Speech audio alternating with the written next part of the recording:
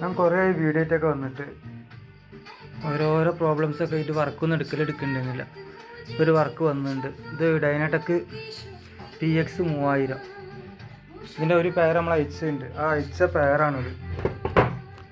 കാണുന്നുണ്ടോ? ഈ പെയർ മൊത്തം കത്തിക്കരിഞ്ഞിട്ട് ആകെ എന്താ പറയുക, മൊത്തം ബാണായിപ്പോയി. ഇത് 52001943 ആണ് സർക്യൂട്ടാണ്. 7 പെയറുണ്ടാവുക. 1 2 3 4 5 6 7 പെയർ.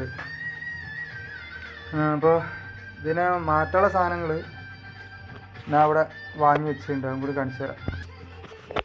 ഈ കുട്ടിച്ചാക്കിലുള്ള മൊത്തം സാധനം ഇതിൽ മാറ്റാനുള്ള സാധനങ്ങളാണ്. ഡയോഡായിട്ടും ട്രാൻസിസ്റ്ററും. ഇതേതാ കാണുന്നുണ്ടോ? ഇത് 1943 7 ഇത് 5200 7. ബാക്കി കരിഞ്ഞ ഫ്യൂസിബിൾ റെസിസ്റ്റൻസ് സാധനങ്ങൾ. ഇത് ഏറ്റവും വലിയ രസം എന്താണെന്നറിയുമോ? ഇവിടെ ഒരു ട്രാൻസിസ്റ്റർ ഉണ്ട്, ഇതുണ്ടോ? അതുവരെ പൊട്ടിപ്പോയി. കാണുന്നുണ്ടോ? 2N എത്തിരുന്ന് 5403 അതുവരെ ബാണായി.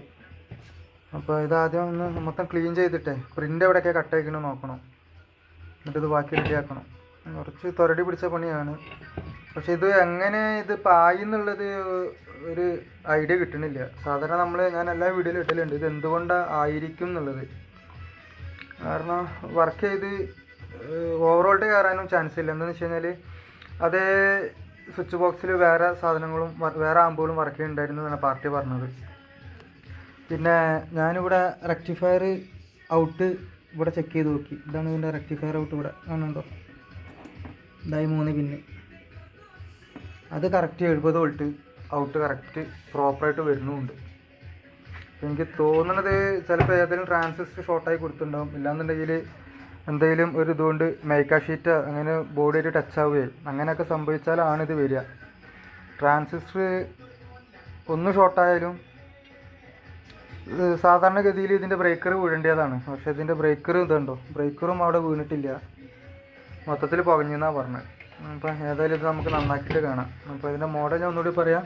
ഡൈനാടെക് PX 3000 കേട്ടോ. അപ്പോൾ നന്നാക്കിയിട്ട് ഞാൻ വീഡിയോ ഇടാം എന്തായിരുന്നു ഇതിൽ നിന്നുള്ളത്. അപ്പോൾ കുറേ ഞാൻ വീഡിയോ ആയിട്ടൊക്കെ വന്നിട്ട് അപ്പോൾ ഇനി തുടർത്തോടെ വീഡിയോ ഇടാമെന്നാണ് ഞാൻ പ്രതീക്ഷിക്കുന്നത്. വർക്കിനനുസരിച്ച് കുറേ ചുറ്റുപാടിലൊക്കെ ആയിപ്പോയി, അതുകൊണ്ടാണ്. ബായ്.